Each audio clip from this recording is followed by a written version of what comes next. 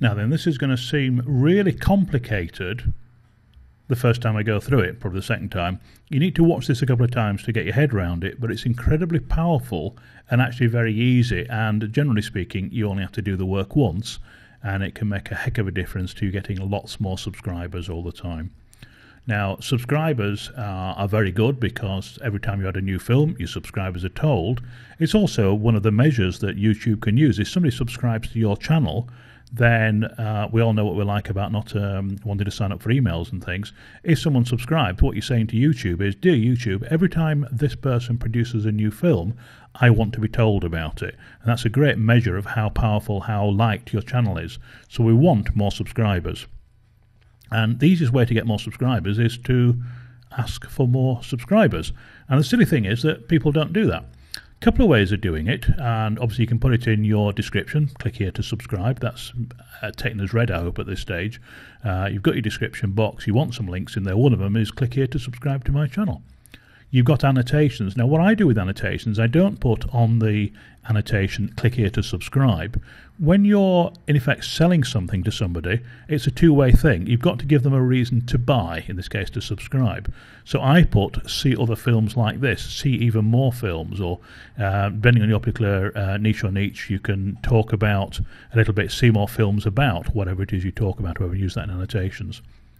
The problem with those is that if somebody clicks on the annotation, that film freezes, a new window opens where they can subscribe or watch other films, and it's a bit of a pain.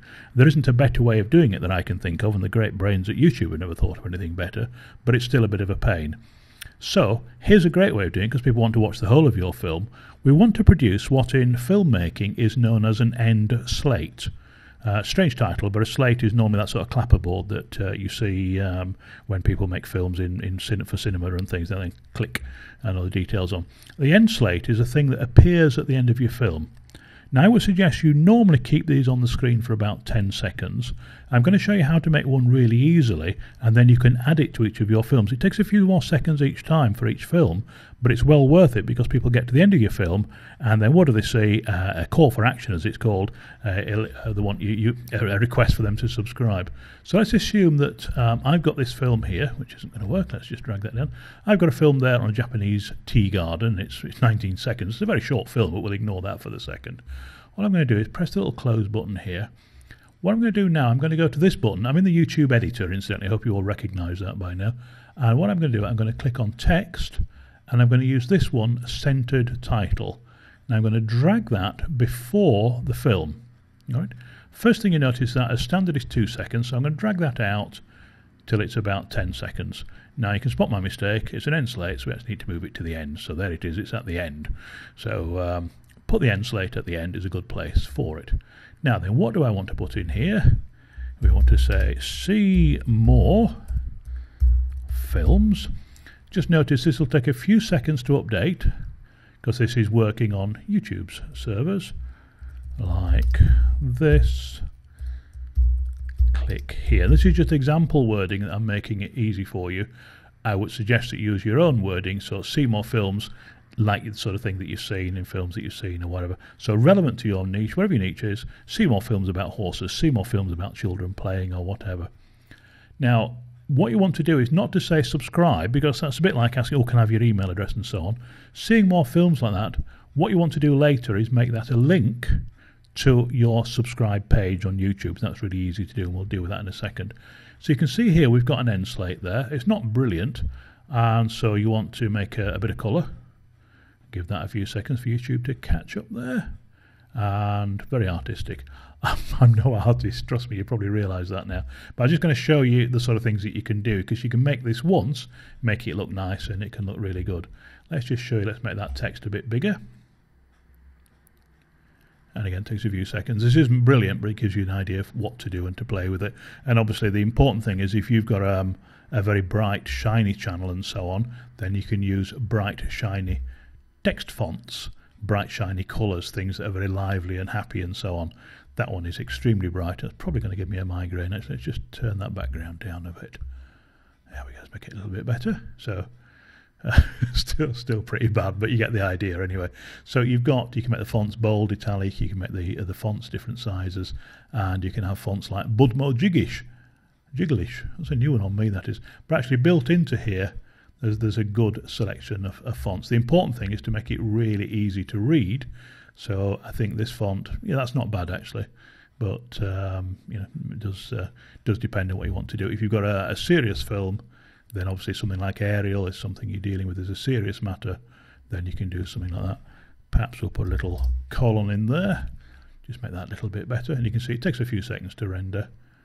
And that's all ready. And if we just play that, no animation, nothing happens on it, but you've got 10 seconds of film there. Okay.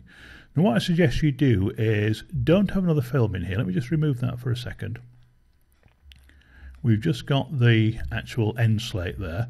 What I suggest you do is you save it as end slate so you can find it easily. And that you publish that so you've always got it and you remember the name of it. Saving it as end slate, even all one word, might even be easier. Okay. Then when you next upload a film or you next use the video editor or however you do it, don't publish that film, publish it as private. Then you can go to your editor, you can find the film in here or in Creative Commons or wherever you're going. So you can then add that film and the end slate together. Does that make sense? So save the film just as end slate, and then every time you upload a film thereafter, end slate is saved up here for you. You've not published it, but you can drag it to the end of your film, and that's a nice easy way of adding end slates. So you've got your film. Let's suppose that's the film that I did. Let's go back to that one again. You've then got a complete film there ready. You can play the whole thing. I think that's going to play, so stop that before it starts playing music. Oops. Very low quality on this preview. Now then, how do you get people to actually then subscribe? Well, very easy. What we said about annotations, one of the annotations is a great big box. So when you've sent your film, you've published it to your site, you can then go to your annotations, add your calls to action in the top in your normal video editor when you're editing the film, so adding annotations. But for the bit at the end, you can draw a big box. Let's just move the camera to that. I'll just pause that. So you draw one of those big boxes around that, and you make that a subscription link. I did say at the beginning of this several minutes ago, it's quite complicated to follow. It's an easy thing to do, but it's an impossible thing to describe. And I spent the last hour or so doing various rehearsals of this, trying to work out the best way of explaining it. And what I've just done there is the best that I could do. But at its simplest, make an end slate, save it, and then as you make future films, you go into the video editor, you go and find your film or your Creative Commons or your own film, you drag that in, you'll then search for your end slate, and here's, if I go in here, I think I did one earlier. In fact, it's there, there's one that I've done. I can then drop that in, and if we just play that, give it a second. This is going to be a very bad example. Click here now to see more. Again, a little bit more appealing that, but it's very, very easy to do, to see more of your particular niche or whatever. So the secret is not to say click here to subscribe, because, well, what's in it for me? Why should I subscribe if you enjoyed your film? But if you say click here to see more films about, or more films that show this, or more exciting films, a little bit about your niche and things, people are interested. They've actually got to the end of your film. They're obviously interested in it. They want to see more. This is a great way to get them to do it. And by making the annotation a subscribe link, so they have to subscribe, that adds more people to your subscriptions. YouTube likes that because obviously it's showing that more people are subscribing, therefore your films must be liked. And also every time you make a film, YouTube sends a message out to all those people who subscribed and say, hey, there's a new film out, it's called this, and so on. All right, right, easy way to do end slates. Sorry it took so complicated to explain, but it's actually much easier to do. Just have a mess with some of the colours and things that you can do. You can mess with even the filters and things. You can do all sorts of things there and just make it look really quite weird. I think when that comes up, that's not going to work very well, but you can do all sorts of effects and things. But generally, get some text that fits the sort of style that you do, font that you do, and so on. You can make quite a nice film. That's end slates, really easy to do.